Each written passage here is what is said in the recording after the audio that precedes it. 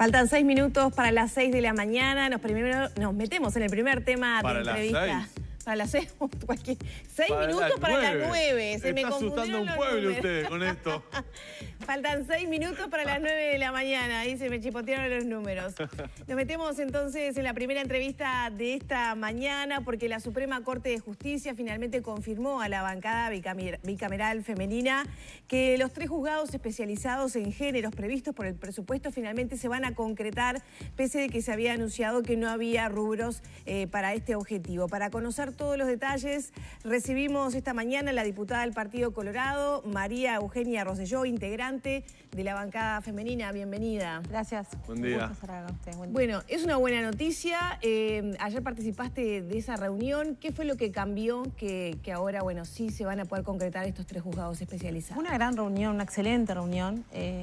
Además, hay que destacar que el futuro presidente, el doctor Tabaré Aguirre, va a asumir ahora el 1 de febrero. Ya nos recibió, nosotros hicimos este pedido la semana pasada, luego de la reunión de la bancada bicameral femenina, y él nos recibió a la semana de haber hecho esa solicitud, eso hay que destacarlo. Y en la reunión demostró que tener una gran apertura, conocimiento del tema en profundidad, y bueno, luego en el transcurso de la misma nos hizo propuestas que la verdad que nos sorprendieron, a favor, ¿no?, de forma positiva, porque era un tema que ya venía trabajando y el cual le preocupa también. Así que queremos destacar eso, que hay que mediante el diálogo hemos construido un gran diálogo con la Suprema Corte de Justicia y que ayer quedó demostrado con las propuestas que nos hizo el futuro presidente. O sea, la sensibilidad está. ¿Por qué hace unas semanas no se podía y ahora sí? Yo no sé si llamarlo sensibilidad o no. La actual presidenta, Bernadette Mimiel, manifestó mediante una carta al presidente en su momento que los recursos votados en el presupuesto no eran suficientes para la creación de esos 3 juzgados especializados de género. Nosotros entendimos, primero que nos tomó por sorpresa porque creíamos que era un tema laudado ya en el presupuesto y contábamos con los mismos ya a principios de este año. Entonces, a raíz de eso fue que nosotros decidimos reunirnos y pedir esta reunión. Creo que es un tema muy sensible que desde el momento que se incluyó en el presupuesto como una derogación, porque en realidad esto se originó cuando en el presupuesto se incluyó la derogación de los incisos C y D del artículo dentro de la Ley Integral de Violencia de Género para derogarlos. Nosotros planteamos que no era conveniente tratar un tema tan sensible en una ley de presupuesto con el debate que tiene, con el tiempo premiado, y considerábamos que era necesario tratarlo en una comisión o como se trató en la bancada bicameral femenina y con luego las consultas con el Poder Judicial, como hicimos ayer, mediante el diálogo, un diálogo reflexivo. Y eso es lo que hemos demostrado, que mediante el diálogo, la construcción, se pueden llegar a buenos acuerdos y nos podemos entender. Y en realidad lo que buscamos es que por lo menos esos 3 juzgados especializados de género que se votaron en el presupuesto sean ejecutados. ¿De dónde salen los recursos entonces? ¿Se va a redireccionar desde otros juzgados que no tienen tanto funcionamiento? Bueno, la propuesta que nos hizo ayer el doctor Tabaré Aguirre son 3. Una de ellas nos planteó que el Poder Judicial puede ahorrar dineros, pero para ahorrar esos dineros y transponer, dirigir esos fondos ahorrados a violencia basada en género, tiene que ser autorizado por la ministra Susana Arbeleche, la ministra de Economía. Luego nos planteó también que a raíz de que, ustedes sabrán muy bien que estos juzgados requieren tener peritos técnicos especializados en, psiquiatras, psicólogos, asistentes sociales, que muchas veces es de mucha complejidad encontrar en el interior, y además, en el caso de que eso suceda, es un costo muy elevado el pago de los profesionales. Entonces, él nos propuso, mediante un convenio entre el Poder Judicial y ACE, que ACE pueda aportar esos peritos a los juzgados, de modo que no sería un gasto tan elevado. Y también lo último que nos propuso, que también es un tema que le preocupaba al Poder Judicial, porque también supone un gasto muy elevado, es el hecho de las sedes, ¿no?, los locales donde van a estar esos juzgados, que eso es muy importante. Sí, porque un local tiene que tener cierto acondicionamiento, ¿no? Cierto acondicionamiento, el pago del alquiler, etcétera. Entonces, él nos propuso que mediante el Congreso de Intendentes podamos solicitar que si en la intendencia del departamento en donde se instale ese juzgado nos puedan ceder algún local que tengan en desuso. Así que nosotros consideramos que son todas propuestas sumamente viables, que son, obviamente, ahora tenemos que nosotras trabajar con estos actores para poder lograr estas 3 propuestas que lo vemos muy viable, con mucha posibilidad. Yo creo que todos tenemos el interés de que estos juzgados puedan ser instalados y con eso ya es suficiente para empezar a trabajar. ¿Cuál fue el origen entonces la carta de la doctora Minviel? Es decir, en cuanto a la preocupación de que no estaban los recursos necesarios para instalar estos juzgados, si de hecho se habían planificado y habían sido previstos en la ley de presupuesto. ¿Un error de cálculo? No, yo no quiero decir que fue un error de cálculo. Yo creo que faltó diálogo con la doctora Minviel, más allá que ella asistió a la comisión de presupuesto, ella trasladó su preocupación, ella trasladó el hecho de que no veía con buenos ojos que con los recursos aprobados se pudieran instalar. Ella todo eso lo comunicó. Ajá. Yo creo que faltó diálogo. O sea, lo había advertido Lo había que con los advertido. recursos destinados era... Ella lo había advertido y luego de que se votó, envió esa carta al presidente informando que no eran posibles de instalar. Yo creo que ahí faltó diálogo, era lo que yo decía un principio. Esto cuando... Buscar mecanismos como estos, por ejemplo. Buscar mecanismos de diálogo en lugar de incluir una derogación, porque si nosotros derogábamos los artículos que ella proponía, los incisos del artículo que ella proponía, estábamos desmembrando una ley que es una ley integral, que se votó en 2017. Y que llevó mucho trabajo y que, bueno, que fue votada por la mayoría del Parlamento. O sea que nosotros no queríamos eso, nosotros queremos seguir trabajando en esos juzgados multimateria, que no son estos que se crearon, sino son otros, pero por lo menos darle prioridad a estos 3 juzgados de género que son en el interior del país, además, con todo lo que eso conlleva. ¿Dónde se van a instalar? ¿Ya está definido eso? Él nos informó, sí, dónde aspira a que se instalen. Lo que se toma en cuenta son los indicadores, ¿verdad? Los números que nos da el Ministerio del Interior y que ellos también tienen y compartimos, que son donde justamente hay muchos más hechos de violencia. Los lugares es mejor que el Poder Judicial los informe, pero van a ser los lugares donde... Pero el criterio es tomado en función de la cantidad de denuncias y de hechos de violencia de género que se dan en el país y en esos puntos del interior. Exactamente, van a ser 3. ¿Por qué ayer, perdón, ¿por qué ayer Argimón habló de 6? Bueno, eso quería, ahora les iba a comentar. Habló de 6 porque eso es otra grata sorpresa que nos dio ayer el presidente, el futuro presidente, Tabaré Osaguirre. Él nos dijo que hay algunos juzgados que a raíz del Código Nuevo, ayer tuve que hablar con una abogada de la red de abogadas feministas para que me explique porque son temas bastante complejos, ¿no? Hay algunos juzgados que siguen bajo el régimen del viejo código, del Código del 80, luego de que se aprobó el nuevo código, hay algunos juzgados que siguen... desuso porque los casos se están liquidando. No sé si es uso para no... pero tienen poca actividad. Pero tienen poca actividad, entonces la idea es reconvertir un juzgado de esos que tiene poca actividad y agregarle un turno más a esos juzgados, que eso los convertiría en 6. En el mismo juzgado donde se va a instalar, ¿no? No sería en otro departamento. O sea, en esas 3 sedes físicas, por llamarlo de alguna manera... Exacto, en vez de 1, 2. En vez de tener un solo turno, poner 2 turnos, con lo cual pasaríamos de 3 a 6. Exactamente. Con la importancia que tiene el rol, ¿no? Según se ha destacado este tipo de juzgado nuevo, hacerlo de esta manera un poco más atado con alambre, ¿no baja, digamos, la calidad de acción o se corre el riesgo de eso? No, yo no lo veo atado con alambre. Todo va a tener, el juzgado va a tener todo lo que corresponde, va a tener los técnicos, todo lo que requiere y lo que la ley le exige, o sea que no van a estar atados con alambre. Sí costó su implementación por una cuestión de recursos, pero bueno, logrados estos recursos y poder lograr las propuestas que nos propuso el Tabaré Osaguirre, yo creo que no van a ser con alambre, sino todo lo contrario, van a ser muy bienvenidos, sobre todo en esos departamentos, como dije recién, que hay tanta violencia y que bueno, y que han habido hechos que nos han preocupado, ¿verdad? ¿Cuándo van a comenzar a funcionar? Bueno, nos pusimos una fecha de próxima reunión en marzo, los primeros días de marzo, así que la idea es que esté todo pronto para fines de febrero, principios de marzo. Que ya puedan... Lo que pasa es que esto exige una rapidez, ¿no? Porque son temas que hay muchas mujeres que están esperando por estos juzgados. Y la violencia de género en Uruguay es un gran flagelo que estamos atravesando como sociedad. Y nos preocupa enormemente que estas mujeres del interior, con todo lo que eso supone y con toda esa vulnerabilidad en la que viven, no tengan acceso a una justicia digna. Entonces nosotros vamos a trabajar intensamente para que reunirnos con estos actores, ya sea con ACE, con los intendentes y bueno, y con la ministra de Economía a fin de poder lograr los acuerdos y que los mismos sean implementados cuanto antes. Repasemos qué cambios generan estos juzgados. Y bueno, los juzgados de género, es como dice la palabra, ¿no? Se especializan en temas de género.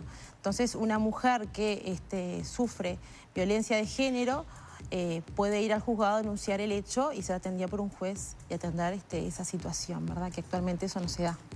No son los juzgados multimateria, que insisto, en los juzgados multimateria establecidos por la ley de violencia de género es a futuro seguir negociando, porque la idea es también Claro, porque allí se había dado una discusión respecto a la especialización de los juzgados de violencia basada en género respecto a no los son los juzgados multimateria. Fue lo que se votó en el presupuesto a raíz de esa negociación que hubo en el Parlamento, de que, bueno, los multimateria no, por una cuestión de costos, bueno, aunque sea estos 3 que sean en el interior, y eso fue lo que se logró, y los recursos que se votaron fue para estos 3 juzgados especializados de género. Claro. Los multimaterias, que son los establecidos en la ley integral, todavía no se han implementado. Desde que se votó no se ha implementado por un tema de recursos. Insisto, también por falta de diálogo, porque yo creo que si acá hubieran habido instancias de diálogo y acercamiento de las partes con los actores, yo creo que se hubieran podido llegar a consensos mucho más rápidos que lo que ha habido. Claro. Es fundamental. A veces se dan situaciones un poco ambiguas, digo, porque si uno mira los datos que el Observatorio de Criminalidad del Ministerio del Interior ofrece respecto a la violencia en género, y uno hace el mapeo de violencia basada en género en cantidad de hechos en el interior, en departamentos del interior y en Montevideo, en relación a la población de habitantes, hay departamentos del interior donde tienen hechos de violencia basada en género que son extremadamente elevados. Sin embargo, la especialización está acá en Montevideo. Rivera es un caso. Sí. No solamente de violencia de género, sino también abuso. Allí va a estar uno, entonces, claramente. Hay un montón de cosas que hay que atender. ¿Tienen prevista entonces la reunión con la ministra Arbeleche ustedes? Bueno, eso es un tema que se va a ocupar la vicepresidenta Beatriz Argimón, así que supongo que Beatriz es muy expeditiva, así que supongo que los próximos días va a estar haciendo esa reunión con la ministra para poder tener la aprobación de la misma. ¿Qué análisis ha hecho la bancada bicameral hablando de estos temas respecto a la evolución de la violencia de género durante la pandemia? Y bueno, lo pregunto porque la verdad me llamó la atención un dato a mí de las últimas cifras que dio a conocer el Ministerio de Interior, y es que los femicidios en el global descendieron en 2020. Hubo menos femicidios. Sin embargo, había por allí latente el temor de que la pandemia exacerbara las situaciones de violencia de género. Bueno, la pandemia logró que muchas mujeres que viven con el agresor vivan acechadas, están ahí confinadas, haciendo cuarentena, están haciendo teletrabajo con una persona que las agrede permanentemente. O sea, eso no es nada positivo. Quizás no tengan acceso o no puedan acceder porque están con su acechor permanentemente a hacer una denuncia.